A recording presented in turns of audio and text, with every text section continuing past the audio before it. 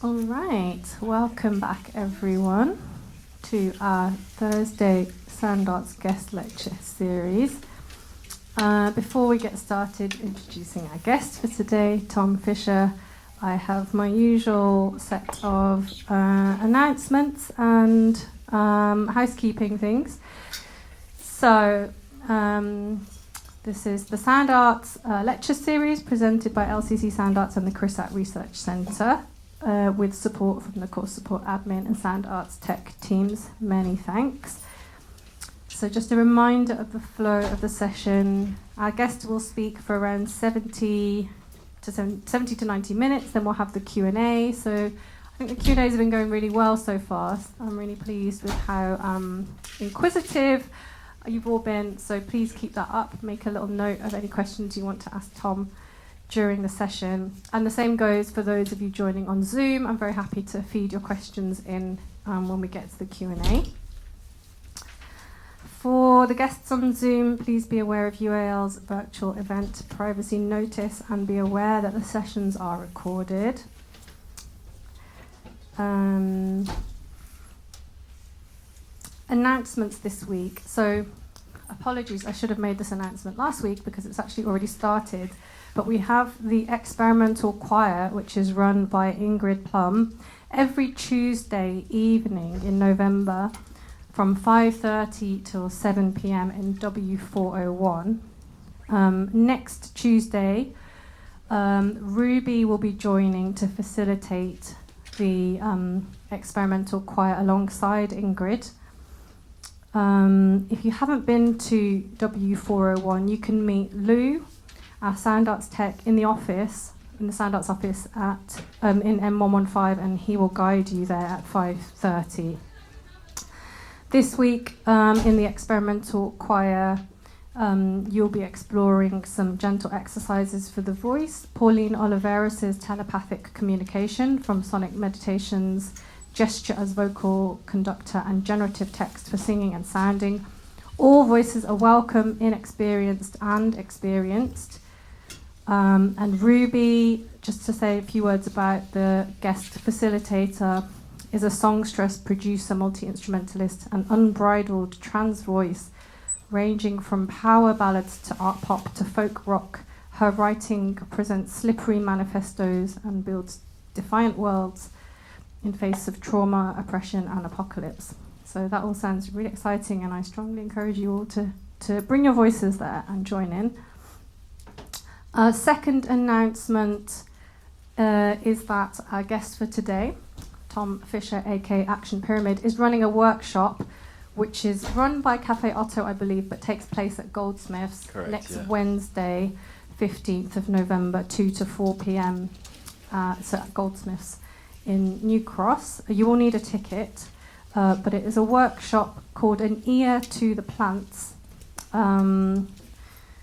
which looks to examine and appreciate the world of aquatic plant photosynthesis and interpreting these complex sound types through modes of mimicry and play. So that sounds fun. And the final announcement is that we have, thank you to our wonderful sound arts technicians, a quadraphonic setup today. So you may wish to situate yourselves more to the centre of the room if you want to have the full experience, but that's up to you.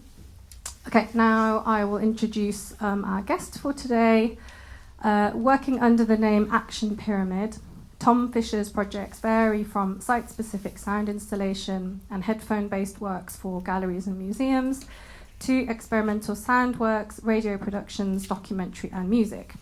Utilising a multitude of recording techniques often aimed at exploring and reinterpreting the seemingly unnoticed and unheard elements of our surroundings, he looks to present compositional and spatial expressions of these phenomena in a way that attempts to open up alternative perspectives regarding perceptions of scale, hierarchical bias, and the interconnectedness of living things. He has performed and exhibited his work internationally, as well as attending artist residencies in Iceland and the Finnish Arctic, as well as being awarded the 2021 Phonurgia Nova Prize in the field recording category. So very excited for your talk. Thanks so much for being here, Tom. Thanks for having me. Yeah, thanks so much for everyone turning out for this. It's really lovely. So yeah, Annie's done a very good job of summarising a bit of my bio and things like that. So I think quite a nice way to start is listen to some sound. Um, I'm not going to say much. I'm just going to play it, and then we can settle in.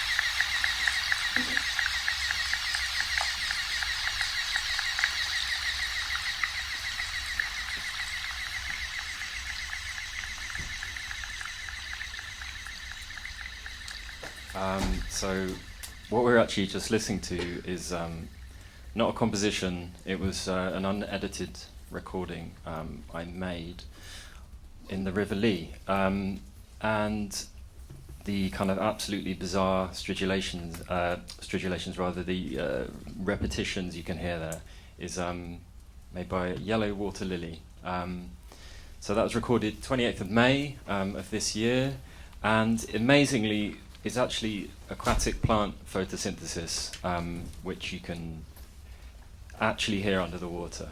So this spot to me has been a bit of a revelatory location to go and record. I don't know if any of you know this area of, it's not quite in London anymore, it's just up near Cheshunt, and it's kind of this strange semi-rural environment. As you can see by the photo there, it's quite verdant kind of vegetation in the summer, but you've got this sort of background of the kind of city there, and you have, I don't know if you saw in the map, you've literally got an electrical substation and various other kind of edgeland urban kind of infrastructure. It's a patch that's given me so much inspiration, and I found that I've gravitated towards the River Lee throughout various projects. So that was recorded with a hydrophone pair, and I will go a bit more into technicalities of this type of setup a bit later on for those of you that are interested. But yeah, it's just kind of a bit of a point where I'm finding inspiration at the moment. But to slightly backtrack, it's a way to think: how did I get to be wading around in the River Lee and listening to plants? So my background, I'm completely self-taught. Outside of higher education and academia, I was a self-taught kind of electronic sample-based musician during my teens, and yeah, I kind of was very heavily into creating sort of sample-based music. I think that's probably like quite a lot of sound artists, their journey from music into sound as a bit more of a broad medium, and it kind of, I think the turning point for me was doing a lot of sampling of records and such. It became something that I was interested in texturally and rhythmically experimenting with outside of my bedroom studio context. So the trusty Zoom H4n and a kind of really basic like mini disc player and a tape machine. And I kind of initially went out with the idea of gathering things in a quite extractive way just to use as tiny little snippets of sound and texture in my music productions, which were kind of like beat type, electronic music stuff. And I think it's probably quite a common experience, but it's that moment where you are kind of realizing there's actually this huge scope of a way of understanding the world. I would put it as heavily as that, and my place within it through gathering recordings, listening to recordings, and then thinking about actually just opening up my ears and just a way of reappreciating everything. So yeah, I wanted to show you this. This is a piece of software called Leaf Drums. It was very rudimentary and was the first kind of free. I probably had this unregistered trial version as shown here, and obviously it was pretty basic, but I graduated onto the sort of main doors and stuff later.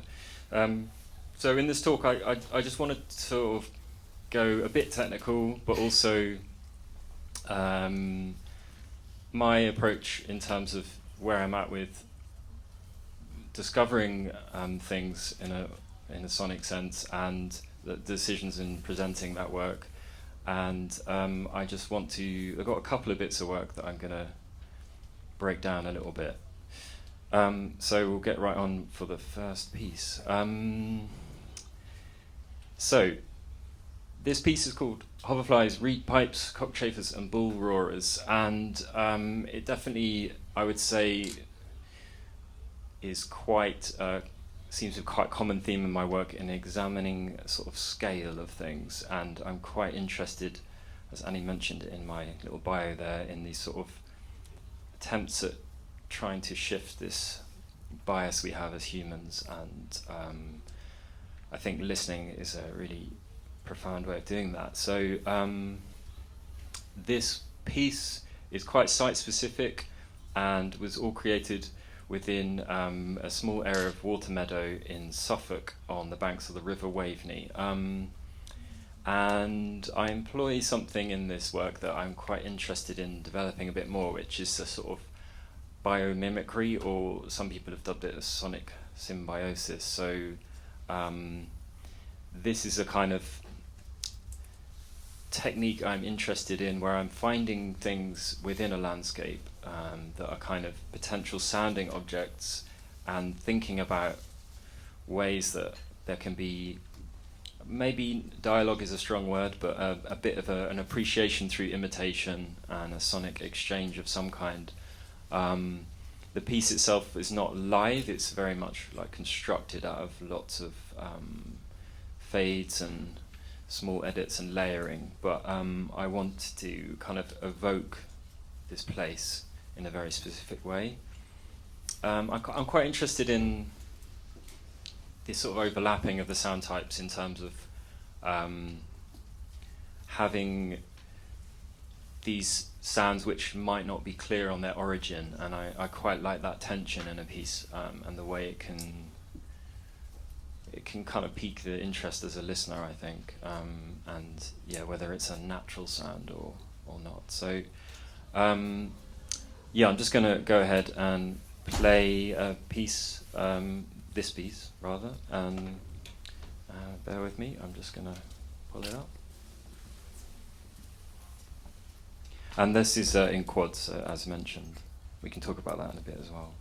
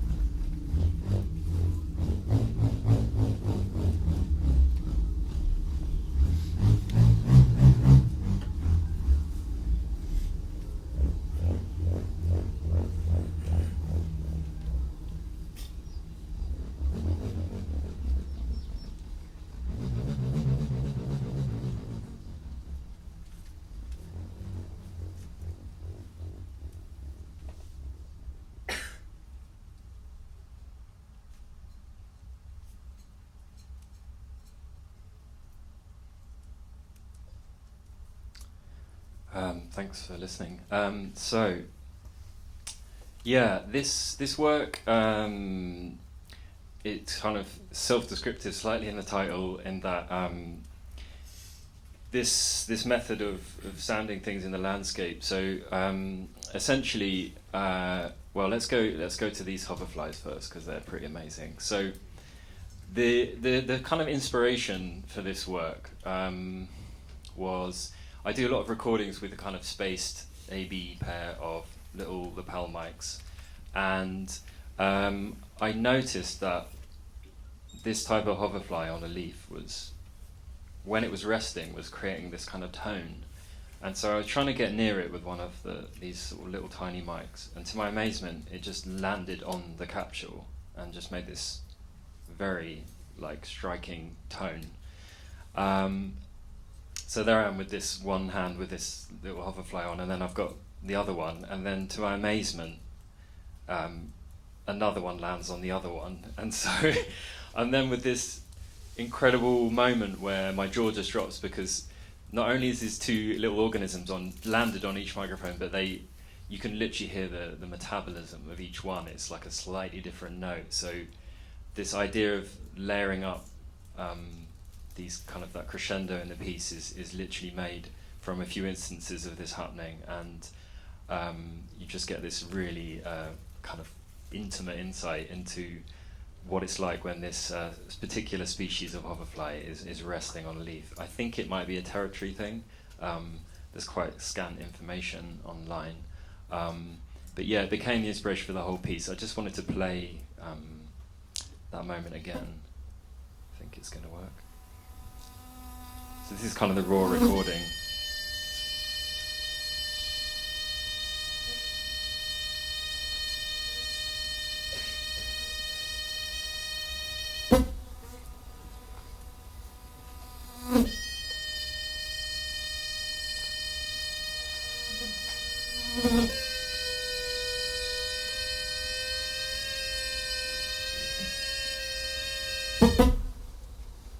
It obviously didn't last very long, but it was just this moment I thought, that's really inspired me.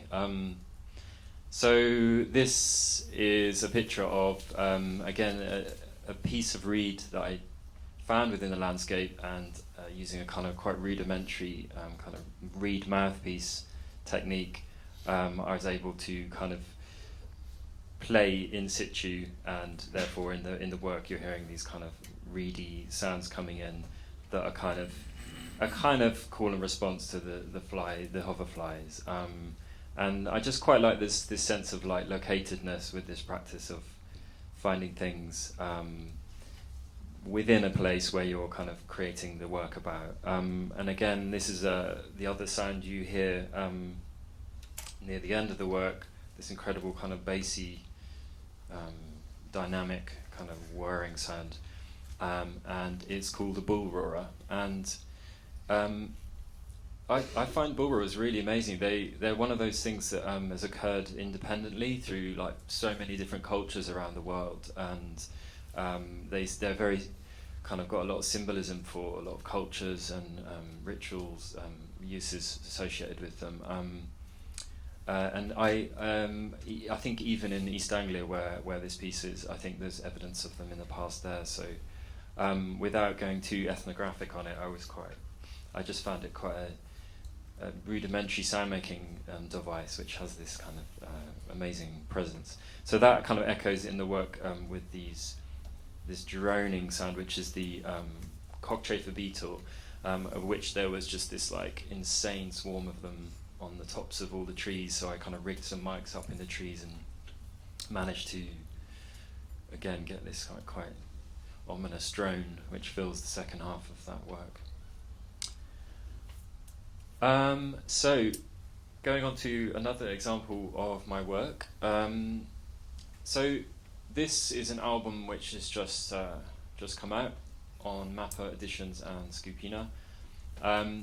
It's kind of credited with myself and this chap called Jack Greenhalgh, who is a friend of mine now, who he's an aquatic ecologist, and so this came, it's a bit of a backstory, but it kind of came about through meeting Jack while doing accompanying some fieldwork studies in North Norfolk.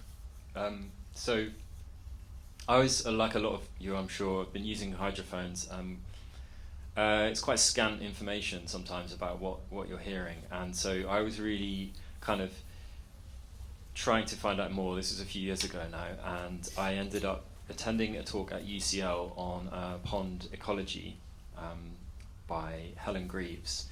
And then through conversations with her, she was like, I also don't really know what these pond sounds are, but you're welcome to come along to Norfolk and join our Professor Carl Sayer, who is a brilliant man, and he was just very welcoming and kind of started making these connections with me, sort of inadvertently dropping a hydrophone into lots of little different ponds that they were working on in North Norfolk, and then it kind of began to be a bit more of a creative and research-based kind of endeavour. And so that's how I met Jack, is through this kind of UCL research. And I wasn't being paid or anything, I just decided to join out of curiosity. And you know, who doesn't like a field trip? It was good fun. So this album is kind of looking to fuse some of that research with my kind of creative interpretation of it.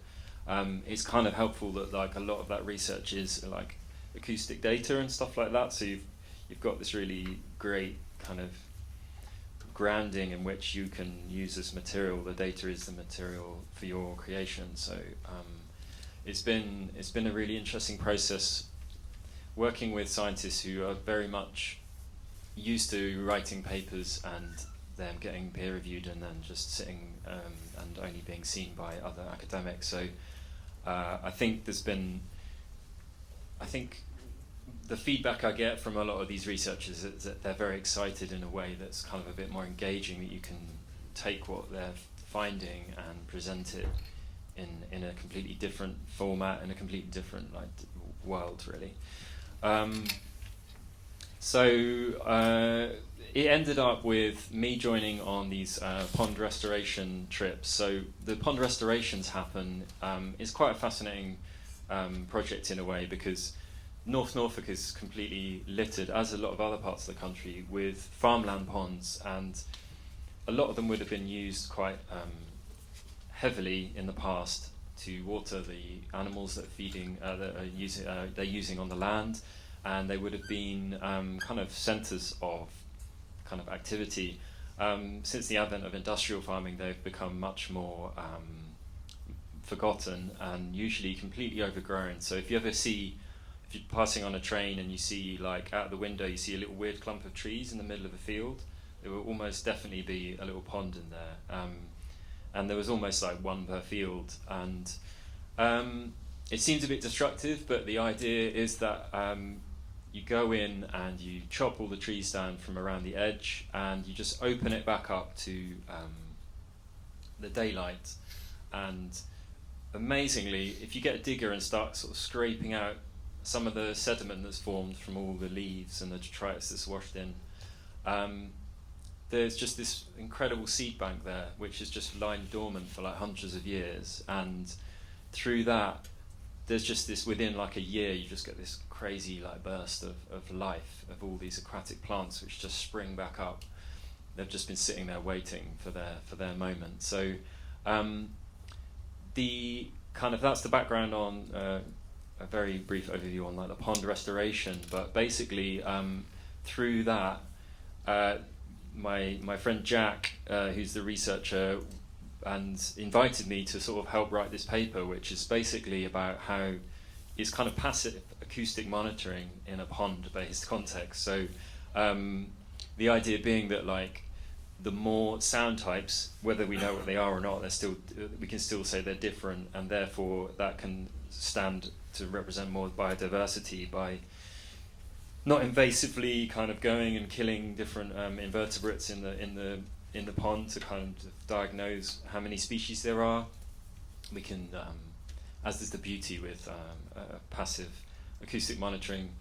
You plonk a hydrophone in there and you gather data, and yeah, you can end up with this really interesting kind of perspective on how well the pond is doing just by listening to it. Obviously, that technology and those approaches have been a bit more used in a kind of, say, a jungle or an oceanic context, but it's pretty novel to do it in a freshwater pond habitat. So the album itself was sort of looking at that as a starting point, and there was some other research which Jack was doing, which was showing how there's, in a lot of ponds, there's actually a kind of daily rhythm which happens. And as you can see by the graph here, it's not every pond, and this is not a given. It depends a lot on various factors. But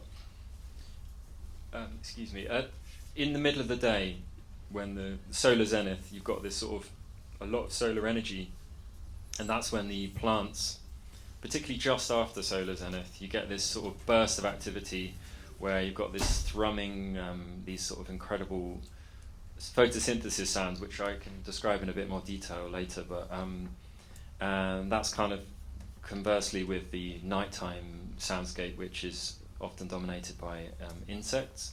There's a bit of a lull at dawn and dusk, and they don't really know why, but it could be to do with risk of predation, that the insects are kind of more present at night. So it's this kind of amazing realization that you've got this completely other kind of acoustic rhythm going on that's kind of, we wouldn't know about at all. So, and that obviously comes from quite long form recordings, which are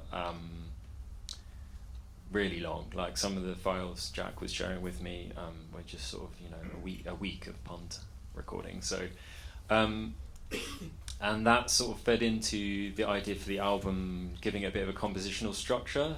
So it kind of starts at a kind of, well, I would say the conventional dawn chorus. It starts at dawn.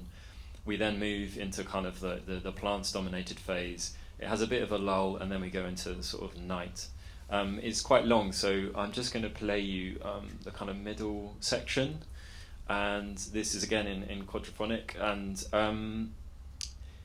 it's a lot of my recordings and some of Jack's recordings, which he was using as data, and that was quite an interesting process, thinking about someone who's recording stuff for the sake of analysing it without any idea of like aesthetics or anything like that. So it was quite interesting to approach these big chunks of sound and kind of think about what I'm trying to do with it. So yeah, that kind of was part of the kind of balancing act with the science and what I'm trying to do. So let's do this first. So I just wanted to point out the sound types before we go, so it would be like interesting, you might get to kind of pick them out a bit more. So the yellow water lily is, it's quite mad because I don't really look at a patch of water with lilies in the same way ever again, because I'm just like absolutely excited to know what it sounds like, and I think that's one of those things I was talking about earlier. It's just this really beautiful thing that when you start to reinterpret the world like sonically like this, you just start to see it and view it all completely differently. So this is just a little example. It's a sound file that features in the piece, but it's just a raw recording of a yellow water lily.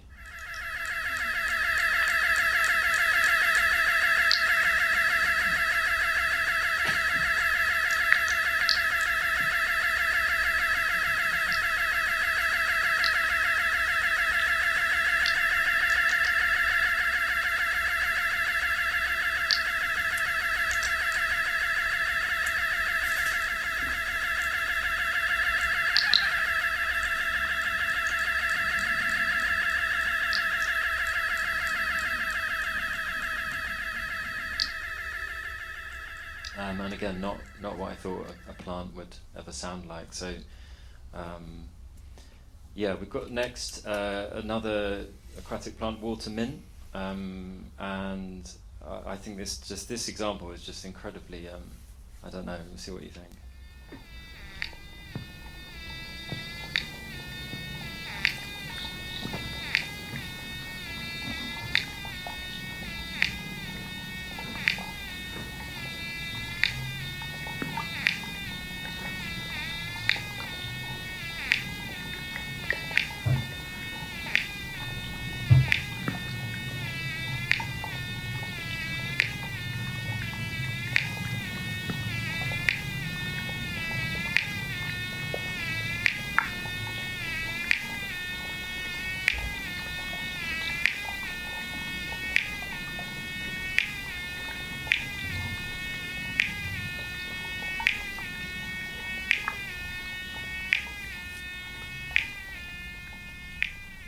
So, as you can appreciate, it's like very alien sounds, and there's actually really scant research done on exactly the method. Well, I say the method, the mechanism that these plants are making the sound. I've got a bit of a pet theory which I'm going to try and explain now, and I spoke to some people who are have done some like tank-based aquatic plant tests.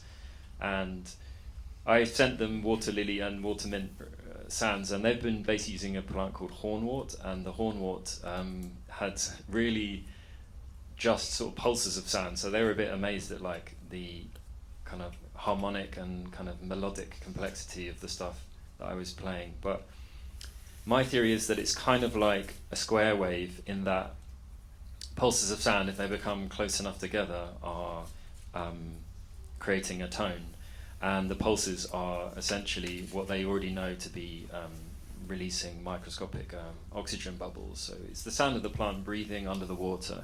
It's still a bit of a mystery what species is making what sound. There is some definitions that, like, I can sort of tell the difference between a couple of types, but there's certainly not in any way like an index of any kind yet. But I just wanted to, I don't know if this is really going to work, but I just did a little online tone generator to sort of try and show the example of what I mean. So it starts with pulses, and you'll hear that obviously the pulses become tighter and they create kind of a tone.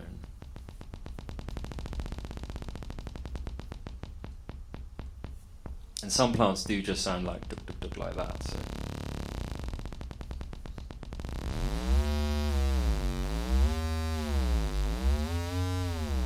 It's quite basic, but you know, just to show the principle. And yeah, this is very beautiful. This is just a spectrogram of these kind of plant sounds. They're just got this crazy regularity to it, and these sort of layers of harmonic overtones and stuff, and there'd just be hours and hours of that. That's about, I don't know, a few seconds. So the other sound type is the main sound type is aquatic insects, and this is quite a well-known one. It's the water boatman. There's a bit more research been done on this. But they're kind of, they make these sort of stridulation sounds, which I'll play now.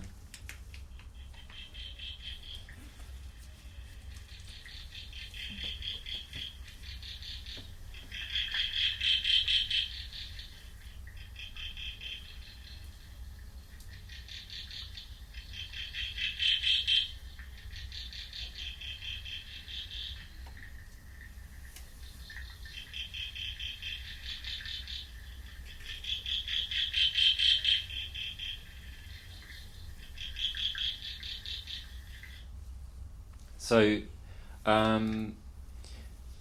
they probably make these sounds, well, I think that it is known that they make these sounds for territory and kind of mating purposes, and it's kind of similar to the way a grasshopper or a cricket might make sound on land, in that they have sort of hard body parts that rub against each other.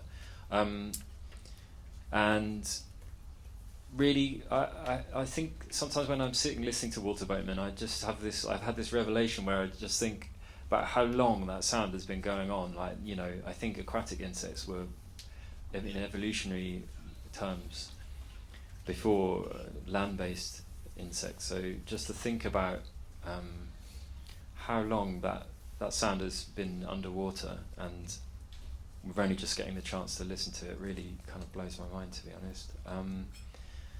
So with that in mind, I thought I'd just play a bit of the piece, and bear with me. It's going to take a minute just to pull it up.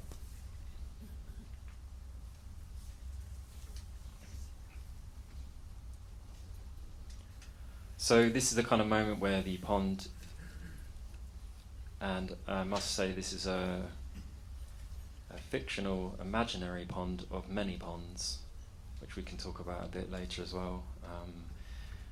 But this is the moment where the daylight starts to fill the water.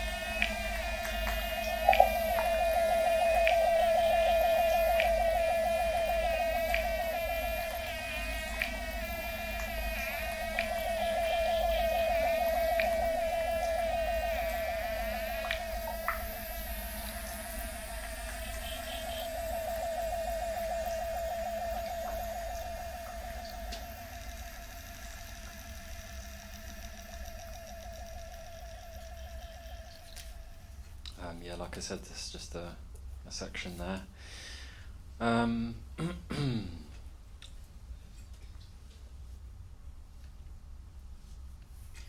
so I think something quite interesting that comes up with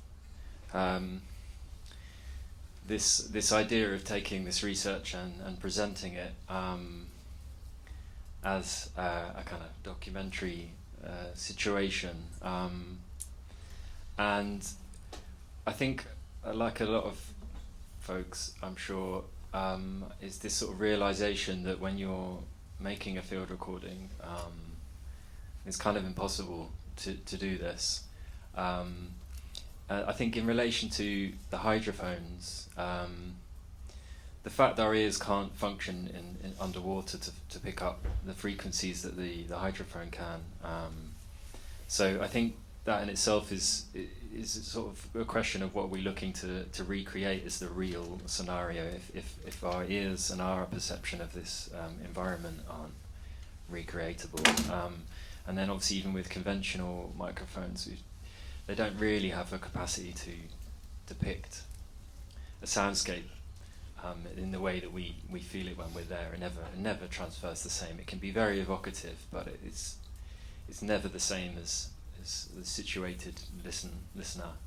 And then obviously there's this sort of temporal aspect in the work, which is I'm trying to present things which are not.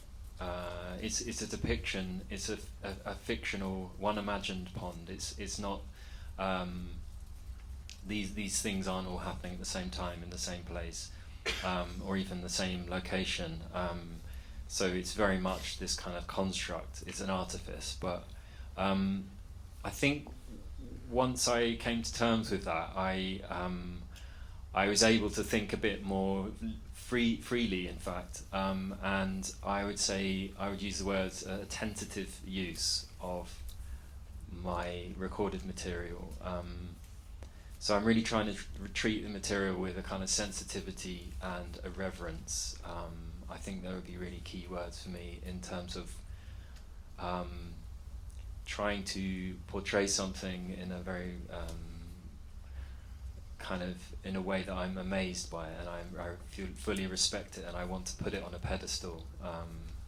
So it's this sort of balancing act between this illusion of an environment and trying to create that illusion, and then the acceptance that just by me deciding when to press record and when to stop pressing record, and the microphones and the tools I'm using, not to mention all the creative decisions in the edit and everything like that, just accepting that's part of the process and coming to terms with my own kind of personal balancing act with that. And I think it's really important as well, like, to acknowledge there is still, I'm still trying to make a narrative, I'm still trying to engage the listener, and I think this, maybe a purpose with that would be that I'm trying to raise awareness of something like a pond where it's quite maligned and it's quite misunderstood, and so trying to again put these things on a bit of a pedestal and kind of create this narrative is I think there's a power you have there as a creator in order to kind of like acknowledge your power and acknowledge what you're doing is artifice, but at the same time you're kind of trying to highlight something. So hopefully this kind of a toss-up is okay. So I'm going to get a little bit technical just for a minute. Maybe this will be interesting to people, maybe it won't, but I've got kind of two ways that I use the hydrophones, and yeah, I use like a boom pole and a really basic kind of like, it's like a clip mic that's got kind of rubber bands holding what would be the mic in there, so it's kind of creating this little kind of suspended thing on the cable, and I just find that really helps with like handling noise. And then I've got really into using these Aquarian hydrophones. I was using like kind of handmade ones or ones that are sold that are handmade by someone else, and there's a lot of things I don't like about them so much, and these are still relatively affordable. They do, the thing I don't like so much about a lot of the hand-built ones is they have a real resonance, and it kind of creates quite an ugly sound, I think, sometimes. So these have a bit of a flatter response. They still do have a resonance to them, but and they're above 10k. They're a bit, their pickup is less of a response over 10k, but kilohertz, I should say. But I think the sensitivity of these HTDs is amazing, and yeah, so I really like the fact that they're quite heavy and you can move them on this sort of whole setup. And some of these plant sounds that I'm getting are literally within, like, you're basically touching the plant in order to be a good signal to noise ratio. And yeah, it involves having a very steady hand, and I sometimes roll off the low end, so I've got this kind of, I'm kind of directionally moving and fishing for the sound. People often mistake me for fishing. I'm sure you've had that if you're using hydrophones. People wonder what you're up to. So yeah, I've kind of used this mono approach for getting like a very specific quiet sound. I think this picture here is at Walthamstow Wetlands, and I think I'm recording some, what I think is the algae, but I couldn't be sure. Again, I think that's really interesting about this sort of method of recording, that you've just got this confronted with so many mysteries straight away. And then I've got a kind of more of a stereo rig, which I use. I've got like a kind of whip aerial that I've secured some little straps either end, and so it can be quite portable. And the pressure of the weight of the hydrophones is kind of holding them apart like that. So yeah, I found this works really well. Like, some people say the speed of sound underwater is much faster, so you're going to need to be much more spaced with your spaced pair, because the idea of a spaced pair is the time difference is tricking your brain into a kind of binaural effect. But I found that actually, if you've got quite quiet sounds, and depending on the distance, you can still get some really amazing results. And the first piece I played when we were just starting was using this technique in the River Lee. So they are drifting, so you get this amazing thing where different plants are coming into focus a bit, and it kind of creates these like textures. And when I've used it in an oceanic context, I really like the fact that you get these incredible moments sometimes where a very common organism in many coastal environments is and seas around the world is kind of popping, like snapping shrimp. And sometimes you get them where the snapping shrimp, you can literally hear like the kind of acoustic space of the rocks and the kind of like depth. You can like perceive it with this recording technique. It's not, you know, and I think some of these sort of really classic hydrophone recordings of whales and stuff, they have these like reverbs on, and I think actually there's some amazing kind of subtle reverbs in these underwater spaces which are really amazing to perceive and to experience.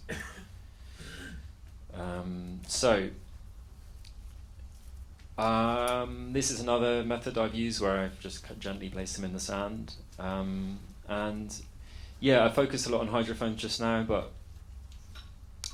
I had a bit of a period where I wasn't really using them very much, and I was finding it a bit disappointing and frustrating, and just by trial and error I've ended up being a bit more pleased with the results. But I just think I see them like a lens that's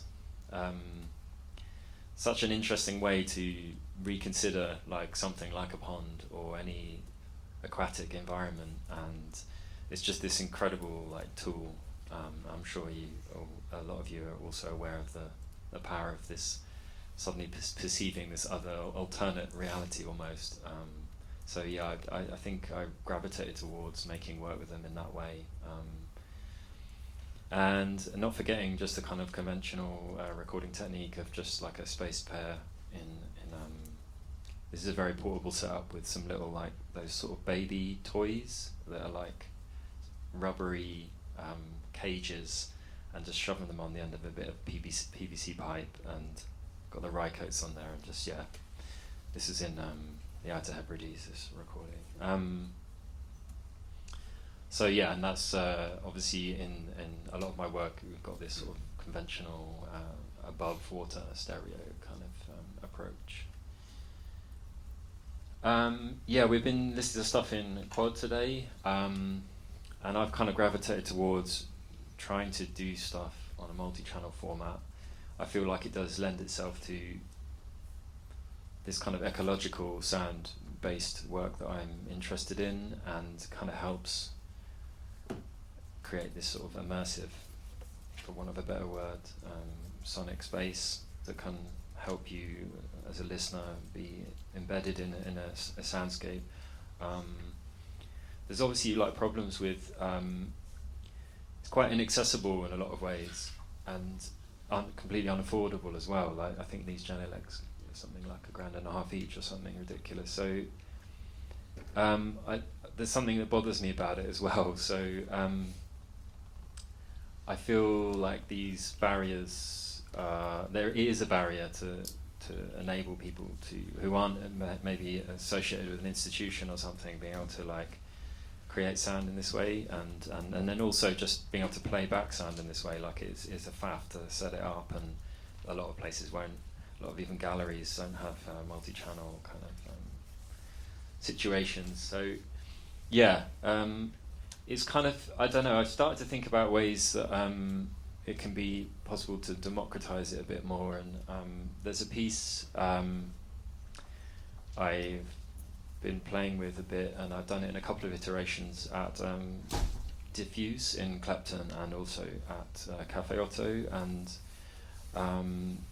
I don't actually have the piece to play today, but I can just kind of describe it in a sense, because it's called We Are All Grazing Limpets, and it was kind of came about from noticing when I was doing a lot of rock pool recordings that limpets seem to have their own kind of rate of metabolism, their own activity, and when they're in this kind of small environment like that, you can actually hear them grazing.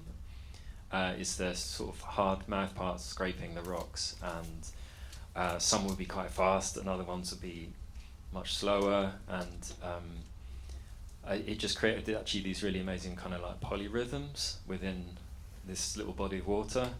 And so I thought it might be quite fun to get everyone in the audience to each be a limpet. So what I did is I uploaded sort of single stems of a piece, and each stem was a limpet sound. And before entering the room, I got everyone to scan a QR code which linked to streaming one of these stems. So then when everyone in the room was asked, we kind of all collectively pressed play on our streams. And I think there was about I had about 5 or 6 different stems of limpets. So it was quite random and quite scattered, but it had this quite interesting effect that you just had this like quite kind of cluster of sound. And it was interesting speaking to people afterwards. They had a lot of someone told me that they really felt like they were kind of very much embedded in the piece and were like very much taking part in it, because you are kind of responsible for your own little sound source. And there was a kind of like nice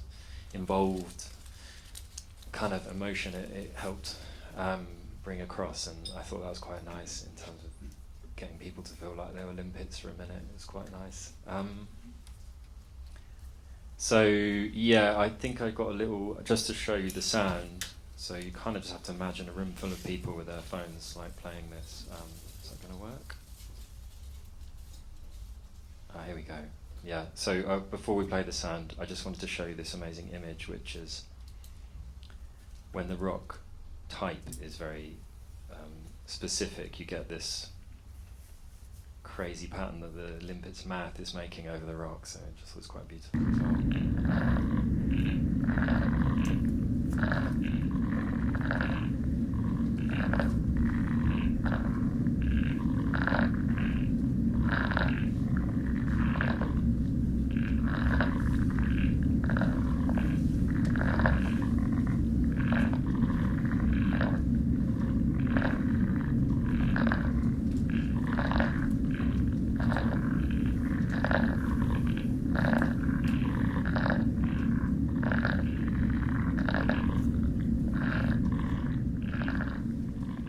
And I think this sound just goes on sort of day and night, really, in these rock pool environments. And yeah, the kind of rumbling you can hear in the background is some pretty hefty waves. This is recorded in the Hebrides.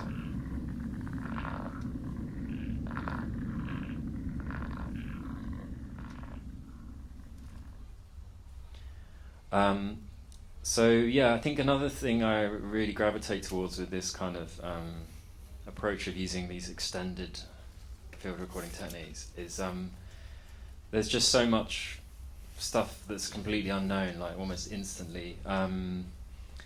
And this recording was kind of inspired by some sounds that were played by, I don't know if you guys have heard of Lee Patterson. I don't know if he's done any speaking here, but he came to Otto and said, is anyone in here entomologists? And everyone was like, what? And he was like, okay, good, because I don't know what all these sounds are, but I'm going to play them all. And it was just, he just got a lot of them from, he told me, off brambles. So like the next week I just went straight out and plugged a contact mic to a bramble, and I got this sound.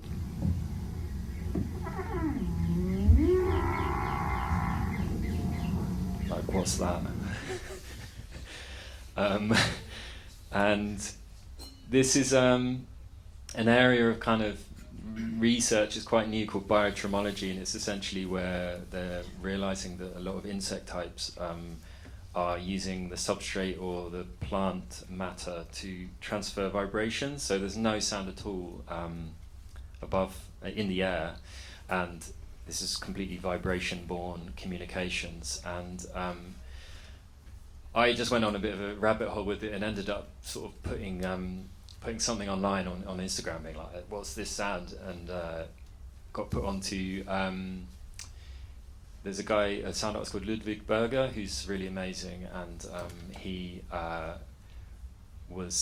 doing some really fascinating work in this area. He's using a much more advanced method of recording these sounds, which is called a laser vibrometer, where you're shining a laser at a leaf, and it's essentially using the kind of tiny, minute movements detected by the laser and transferring that back into sound, and they're discovering all these like vast sound types. So I ended up being put in touch with another researcher who I sent them to, and he said, I've been doing it in a meadow in Slovenia, and I don't know what any of them are. And so it's just completely blows my mind that here we are, and you think general insect studies is like fairly established, but then there's this huge like field that's opened up where there's still so much to know, and that just really excites me in terms of thinking about those sounds. And it's quite interesting as well, even thinking about sounds and not knowing their exact source, but using them creatively. And I don't know, there's probably a conversation to be had there as well, but I think there's a shared sense of discovery maybe that's at the heart of it. So kind of wrapping up a bit, but I just wanted to sort of talk about this and in kind of way that I've just been completely drawn into all these small, generally quite small worlds through listening to them, and the way it's kind of got this sense of this picture here of the pond is a pond I built in my garden, or kind of restored in my garden, and you're looking at the water lily and the water mint and the sounds that they make, and then the brambles next to it and all the hidden sounds in that, and then even the soil itself, putting a contact mic in the soil, and then or the rock pool, and then the sea beyond. And I don't know, I just can't like describe enough how much it excites me to be kind of exploring this stuff through sound and sharing the discoveries with everyone. I think that's kind of it. Is that it? Yeah, if that's all right. Oh, is that it? Thank you.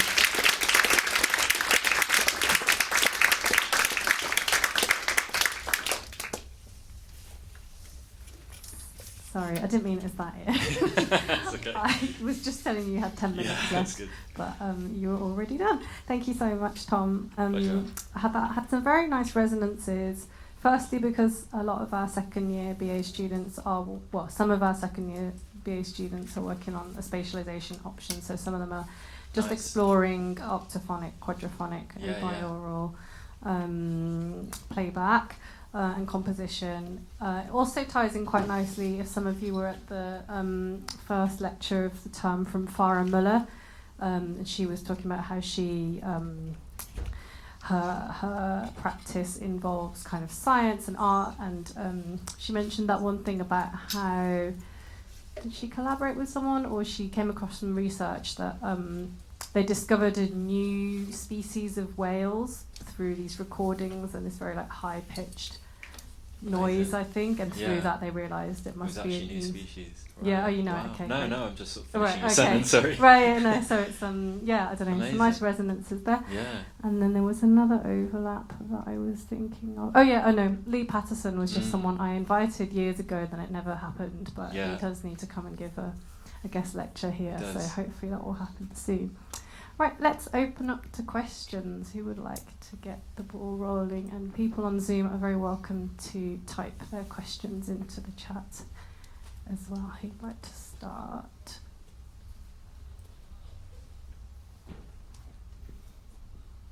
Hi. Thank you for that. That was amazing. Thank you. Genuinely really amazing. I was just interested, it kind of came to my mind before you brought it up. You were...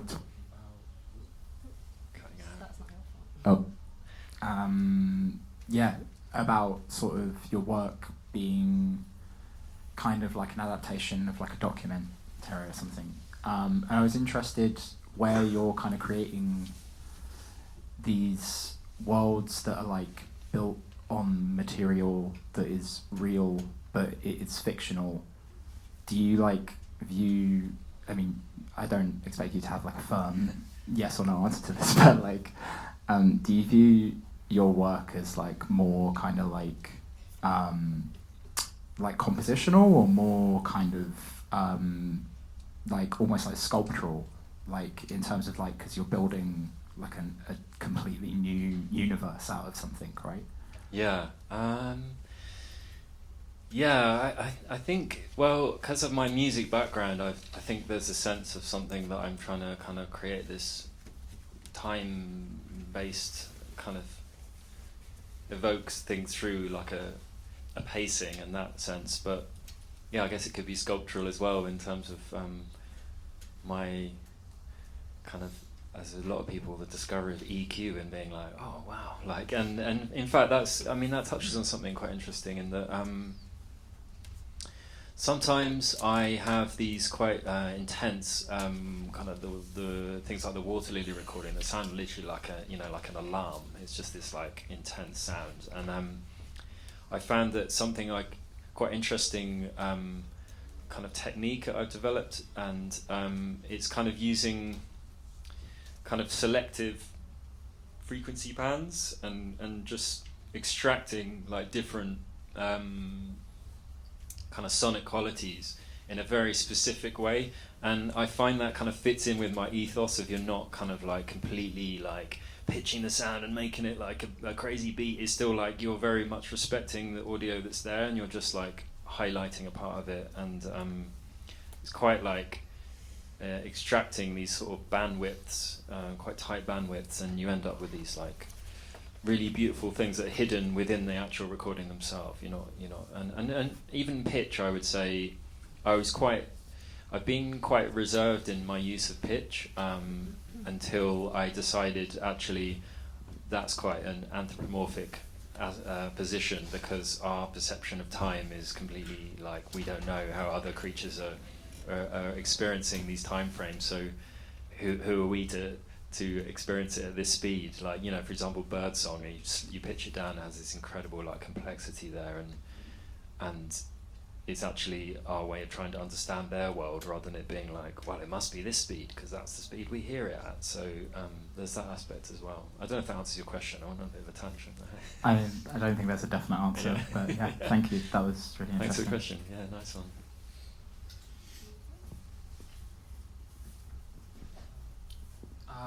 I wanted to ask you about your the intentions behind I just wanted to ask about your. I can repeat it on here if you want. About your about your intentions for the spatialization, and where you artistically decide which channel you want to put where, and also based on where the recording happened and the spatialization of the space where the recording happened. I think. Well, it's a funny one because at the beginning we were trying to everyone's got to sit in the middle of the room, and it's this sort of thing about like trying to create this like sweet spot, but that's maybe something to be aware of, that you're always going to have, like, whether anyone's sitting right in the middle or whether they're going to be on the side, you've got this kind of different version of the piece, which is quite nice in its own way, isn't it? Because you've got like everyone's having their own personal experience of the diffused work. I think it's Eliane Radigue has got this thing where she points all the speakers at the wall and says basically like, I don't want anyone to have it. It's just like anti-sweet spot essentially. It's just like make it like a blanket of sound that's just completely uncontrollable. So you can go down the approach of just throwing the sounds into the space, but I quite like the idea of like making things sound like you can perceive you might be in an environment, I guess, is something that I'm trying to get towards. But also, I'm not... The underwater kind of pond piece, I was quite aware that there is things that move around, but I was imagining it more like you're swimming through and things are kind of passing you, rather than it being like a sort of snazzy effect of stuff just like whizzing around your head, because that's the classic thing when you get on the sort of into diffusion and you just want thing, because you can move sounds around. I use the Ableton surround panner, and it's just like it's incredibly easy to control where you're putting the sound. So rather than in the past, I think people would have had to literally like stack tracks and like fade between tracks to move it in the space. So I think I'm trying to be a little bit reserved, and again it's that treating the material with a bit of reverence and trying to like have things in the space, but at the same time I want to kind of convey some kind of dynamic thing happening sometimes. So it's a kind of toss up between those maybe for me. But yeah, I mean a lot of acousmatic kind of music is just like completely wild. It just whizzes around all over the place, and depends. No worries, thank you.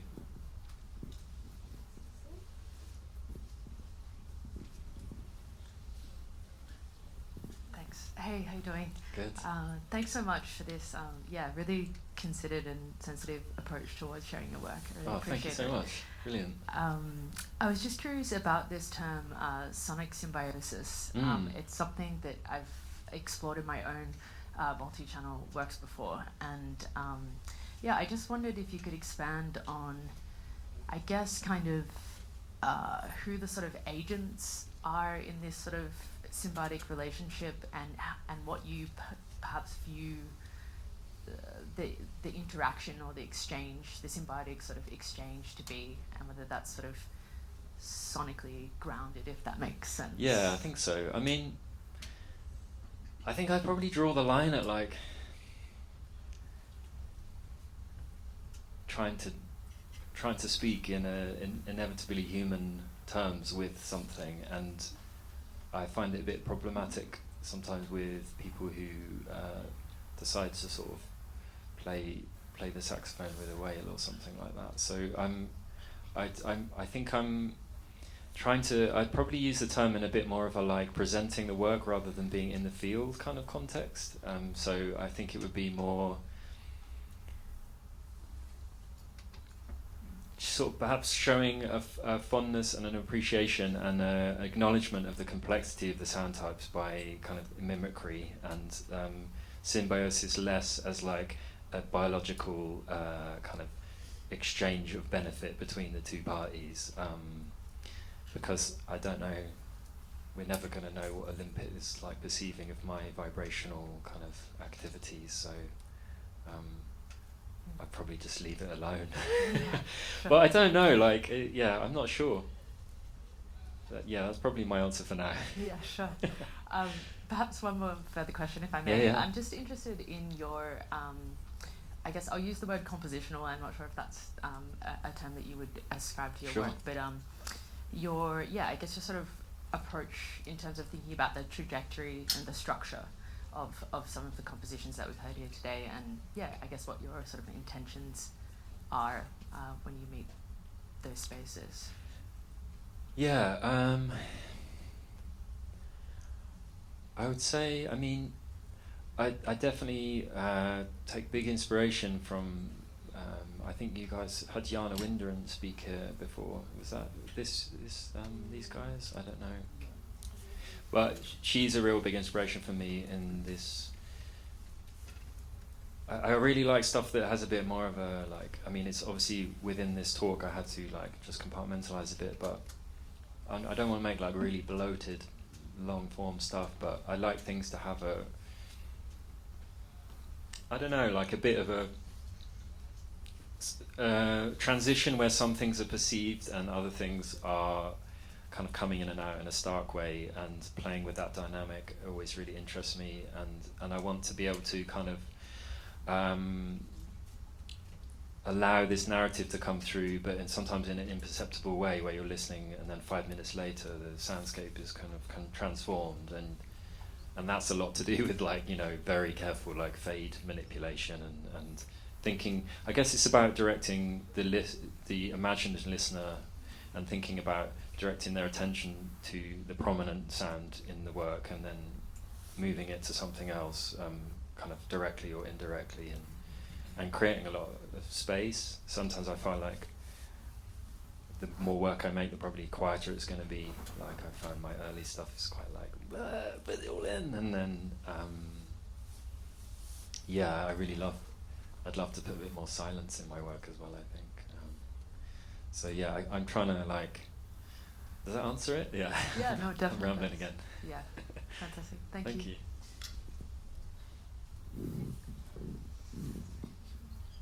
Hi, thank you so much. It's been amazing. Oh, thank you.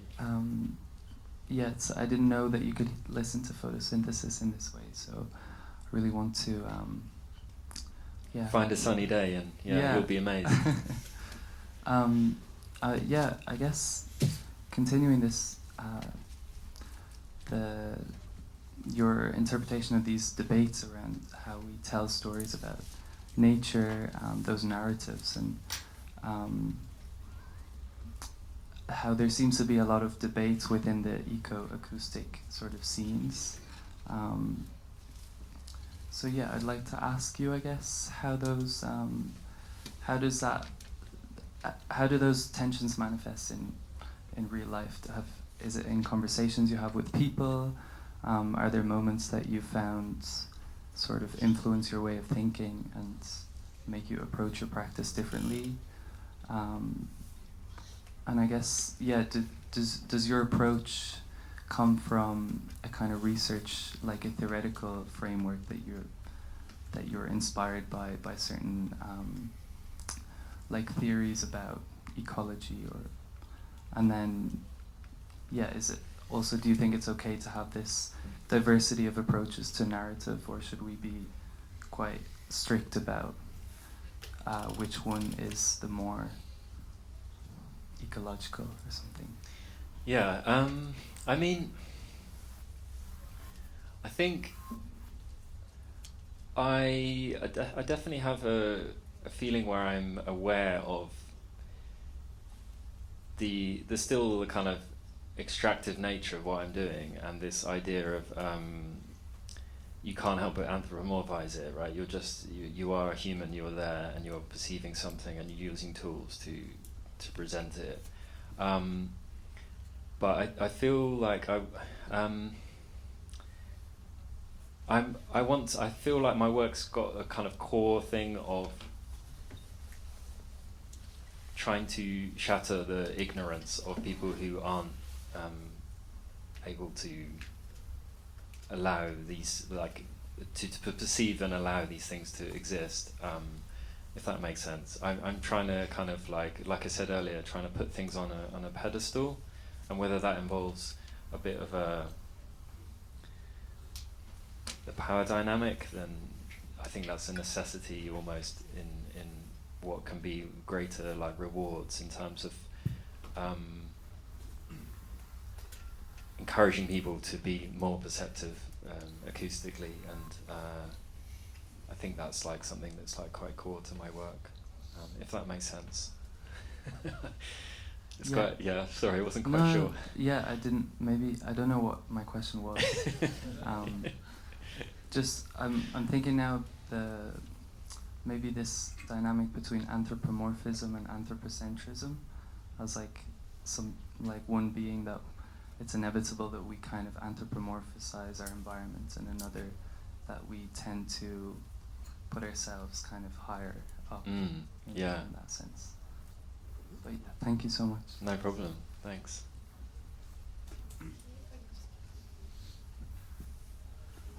I would be curious to hear about your relationship with research, biology and sciences. I wonder if it's something you are searching for to keep developing your creative practice. Yeah, I mean, it's something, like I mentioned right at the start, like I have no kind of academic background, so I think I'm finding that I'm collaborating with people in terms of something they're researching that's interesting me from an acoustic standing point. But I don't know if I ever want to become an actual acoustic ecologist. Maybe I do, but I quite like this intersection of disciplines because of the fact that when you have these papers and no one reads them, they're just, and I quite like the way that we can think about different terms of engagement with something through an emotional sense, essentially. And sure, there's going to be bias in that, but I feel like, I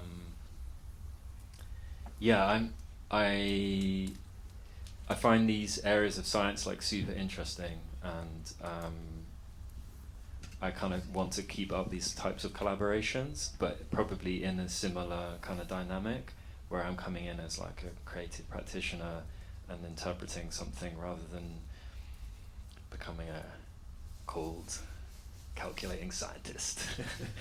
But I think, I'm doing a project at the moment where it's a bit more like soil-based research, but it's quite like, the final outcome is going to be a kind of experimental art film which draws on a science paper I've written like 20 years ago about the interaction of soil and air, and the kind of way these two entities kind of influence each other, and that's with Maria Puig de la Bella Casa and I'm afraid I can't remember her name. It's quite a new project, but there's an architect as well involved, so it's quite like interdisciplinary, and my brief was to go to it's a place called Rothamsted Research, and it's the oldest running soil experiment in the world, and I just went with contact microphones and was kind of getting these sort of sound types of different soils, which amazingly, I was a bit terrified that there was going to be absolutely nothing there.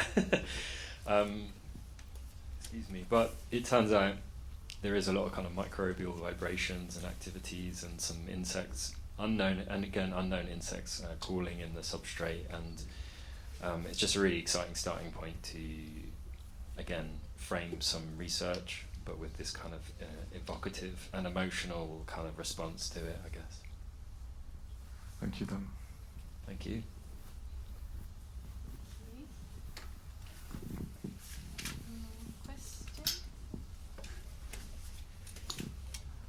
Thanks for the talk. That was fascinating. Thank you. Sorry, just quickly, what did you say the name was of that artist that was working with contact mics on plants? Oh, Lee Patterson. The other one, Ludwig. Oh yeah, Ludwig Berger. He's amazing. Okay. It's not necessarily contact mics. He made this sound installation in collaboration with this like biotremology expert, and they were using like laser vibrometers, like pointing out kind of like a bird hide. There's this crazy footage of it on Instagram, and it's just basically they kind of made this sound installation of all these like vibrational sound. It's called a vibrascape, I think, is the term they use for this like meadow of vibrations. And very inspiring. He's a great artist. He does a lot of really cool stuff. He's done a lot of things with plant sounds as well, actually. So yeah, worth checking him out. Thank you. Cheers. No worries.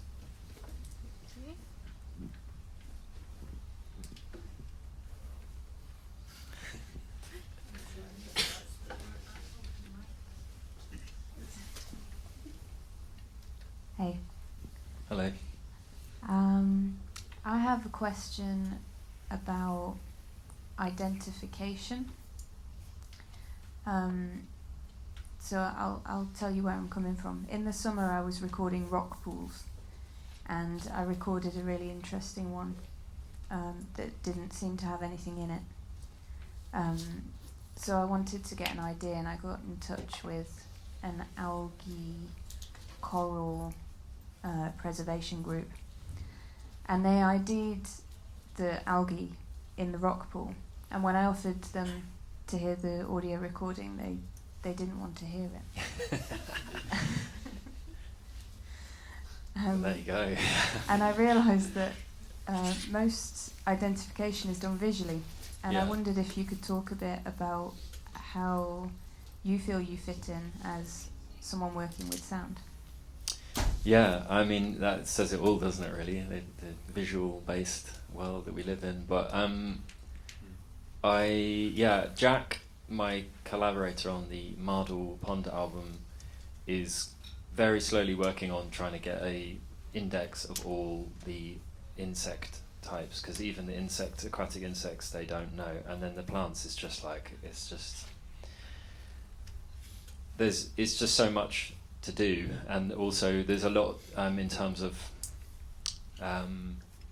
the specifics of isolating things and then getting them to sound properly and be comfortable, whether that's the plant or the animal, and that's actually a really huge challenge in terms of like being rigorous about it. It's kind of, you need to be 100% certain in scientific terms that you are getting the sound from that specimen, and so I think there's a lot of challenges in terms of even isolating sound types. And again, that's the same with this biotremology stuff. It's just a sea of unknown, really, where they've just inklings of people making educated guesses or managed to get something sounding in isolation, but it's still very early days. I mean, it's pretty exciting, really, but it means that there's a lot of work to be done. And in terms of my own work, I mean, I've got to the point where I can sometimes tell if it's a plant or an animal with aquatic recordings, but again, without these definite sound types and a lot more research, it's going to be a long while before we fully understand all these sound types. But I mean, I've not done much isolated recording, so a lot of it's a bit of an educated guess or like a bit of a hunch situation, and that can be quite funny when you come across like you say, like scientists. And I contacted a couple of people who had done an actual study on trying to get plant sounds categorized, and like I said earlier, it was like me listening to their recordings, which were like really like bad and hissy and just some little ticking sort of noises from the hornwort, and then I sent them the water lily thing, and they were like, "What's this?" And I think there's a lot of work to be done. Essentially, it's exciting.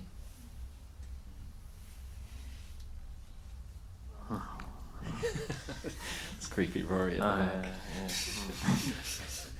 don't think I actually know how to articulate this question, and it might be of absolutely no interest to you. So if it is, just say no. But flat no. I'm somewhat interested in work, like jobs, and how they inform artistic practices, and I wondered if you've felt like or come across situations where your work, your jobs have informed your your practice? Because I know you've worked a lot with sound as a job as well as a. I just remembered I've got a bumper slide. So yeah, this is basically like maybe this answers your question. Yeah, so I've managed talking in like real. Is this what you're after? Like real world application of my practice? Yeah, or like also just how interactions with like mixing dialogue or recording stuff for a film, how that's changed what you do, or like working. Yeah. Okay. So it's slightly different. Yeah. I mean, I think it was quite interesting. As Rory kind of alluded to there, I do a bit of sort of dialogue, sound recording sometimes.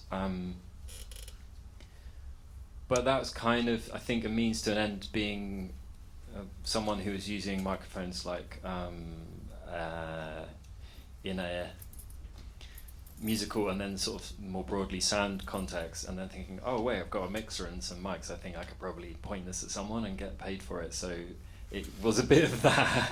So I didn't go to film school, so a bit of kind of self-taught thing. But yeah, I think I've definitely found a sweet spot at the moment where my projects as a professional are like still in spheres that I'm finding kind of interesting. Like I've finished a film, sound on a film, which actually that's going to be on the 25th of November at the Tate Modern, with these amazing filmmakers, Sasha Litvin-Saver and Benny Wagner. And in that film, I was kind of responsible for doing a bit of the location sound, but then we just ended up in these really great discussions about kind of overlap of what we were interested in, and then I ended up doing the sound design and then ended up mixing the film. And yeah, I see it as like almost a bit interchangeable, really. I love doing stuff that's like very focused solely on the sound. Like sometimes I present sound works and people are like, it'd be really cool if you had some like crazy visuals, and I'm like not really wanting to do that. So with my own like stuff, but that being said, I think the approach is very transferable to other mediums like film, in terms of how I would compositionally and kind of structurally approach sound making, if that makes sense. Yeah, I think I think the interest for me comes from sort of being in situations that you wouldn't necessarily put yourself in out of choice sometimes, but you pick something up or you learn from it through work that's not related to your. Yeah, I mean, I'm probably personal taking it for granted, like this stuff that I've just like, what would be the word, kind of absorbed by just being on the job, I guess. Yeah. And kind of feeling like, yeah, I mean, there's lots of takes on it. You could even just go as far as like, sometimes when I've done a relatively boring like location sound job, but I'm just kind of listening to the room ambience rather than someone talk about something.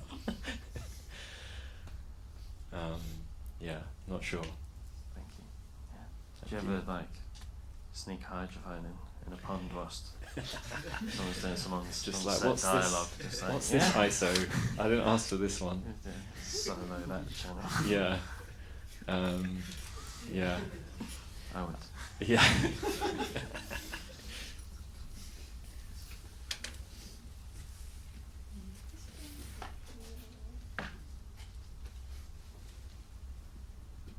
Just to come back to Ekka's point for a second, I feel like we should all be a bit collectively outraged at like the scientists or general kind of academics who aren't acknowledging that, like the example that I brought up about from Farah Muller's and your work and the collaboration with the bioacousticians.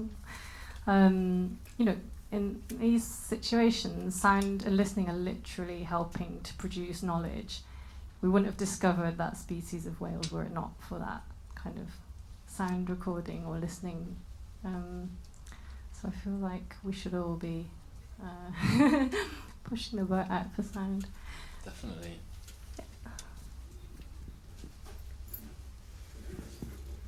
I'm interested in you said you have a musical background, and how was the transition from something more like musical, at least in some way, to what your practice is now?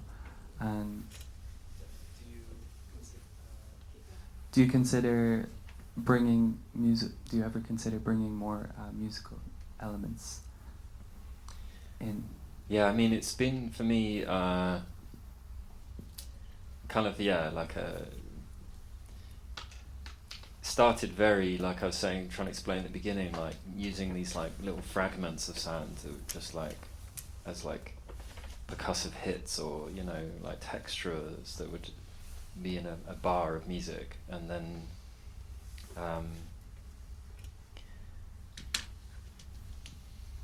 I think it was like about like 2013, I was messing around with hydrophones in the River Lee, and then because I just sort of got interested in like alternative ways of capturing any type of sound, and then I think that was the first time I decided to make something that was really like just this shift slightly from what would be considered like music to like a sound work. But I still feel like a lot of my stuff is like informed it still, even though it's not rhythmic, and it's not, well, it is rhythmic, it's very rhythmic, a lot of it, but I guess it's about the pace and allowing things to kind of breathe and just have their own kind of life within the work, rather than being quite instructive as the composer.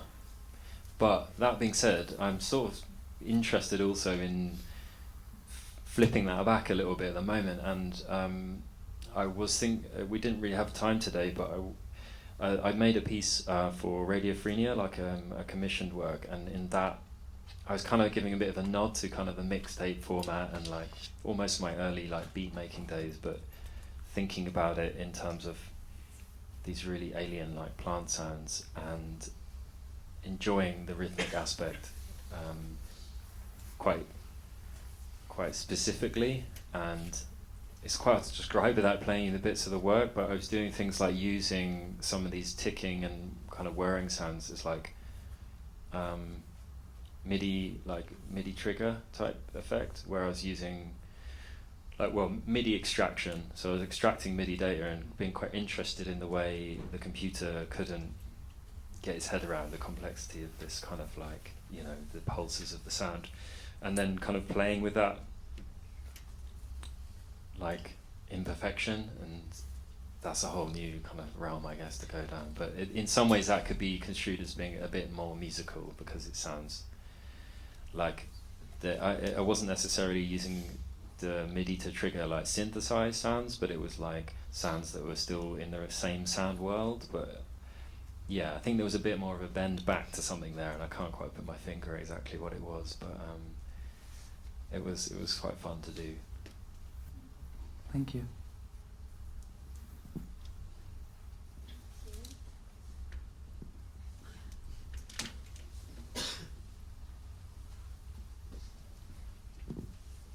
That last question kind of made me think about like a sort of quick technical thing of like, when you're creating these works, and for example the hoverfly one that you played us at the start, obviously there's these massive crescendos and almost feelings of like moments of call and response quite throughout, and a big cohesion between like different sounds building and chopping and responding at the same times. Do you work to a grid when you're working with these samples, or if not, how do you still manage to kind of layer them and time them cohesively? Yeah, it's a good question, because that probably was the point where I made that piece with the hydrophones in 2013 with in the canal sounds. And do you know what, that might have been the first point I was like, oh, I don't think I want to use a grid, because my again, it was sample based. It was very loop based. My kind of teenage beat making days. So I had this, and yeah, to answer it as well, I don't use a grid at all. I wouldn't want to. Again, it's just like I feel like I'd be completely prescribing something onto this sound which has its own. You know, I'm still prescribing my own thing into on another way, but I just think that would be one step too far. Yeah. But so yeah, I guess I'm using a lot of kind of listening. I'm just listening to what's happening and then thinking what I would like to occur alongside it or next to it or on the other side of the room from it. So the sequencing becomes more, I imagine, maybe like, what's the word I'm looking for? Like nitty gritty almost. Like takes maybe more time because you're just placing them very specifically. It's a lot of fiddly fades. Yeah. And yeah, I guess it's about more going back to that point that I sort of touched on earlier of just having like something that's quite just having a reverence for the sound itself and then allowing it to play out. Thank you. Thank you.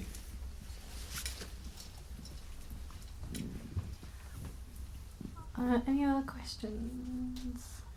I had one leading on from that a bit. When you demonstrated the square wave turning into a tone, but I think even before you'd demonstrated that, when we were listening to one of the pieces, I think it was the Mardor one. Yeah. It just made, I don't know if it was just me, but it really kind of reminded me of kind of early electronic music, and even, I don't know, I think because I was talking about this recently with the first years, but the like Forbidden Planet, the one of the earliest from Louis and Bebe Baron, like one of the earliest kind of pure electronic film soundtracks. But it had something of that, maybe the way, like the flow of the composition, or the lack of griddedness, but I guess the kind of simplicity of some of the sounds, and even though they clearly weren't synthetic sounds, there was something quite evocative of electronic music. Is that something intentional, or is that me projecting? I mean, it's probably me unconsciously channeling some of that stuff because I do love it, but I think it's also, you know, had humans heard some of these sounds, like this is a slight tangent, but I sometimes think about how there's so much culture and like things that are informed from our sonic understanding of the world, and wouldn't it be interesting to think about, like, had people heard these sounds a long time ago? Does that make sense? I don't know, just thinking about the ways that they do sound electronic, but only because we didn't know, because they've been there much longer than electronics, and so it's like almost the electronics sound like the plants.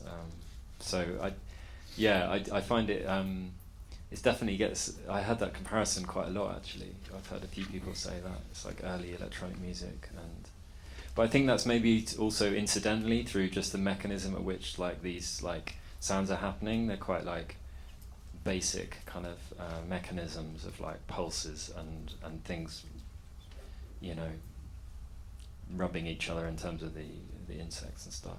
So, you know, you get this thing with insect sounds and how that could have been this precursor to human rhythm and being surrounded by these sort of sound types in the distant past.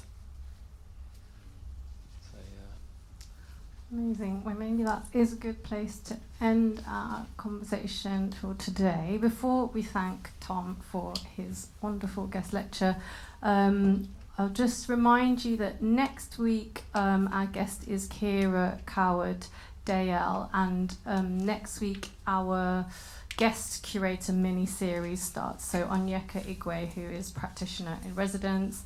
Onyeka is an amazing artist filmmaker who we're very lucky to have here at the Screen School, doing a few bits and bobs. So she will be here presenting as of next week, starting with Kira Coward-Dale. So see you all then. And in the meantime, many thanks, Tom. Thanks so much. Thank you. It's been a pleasure.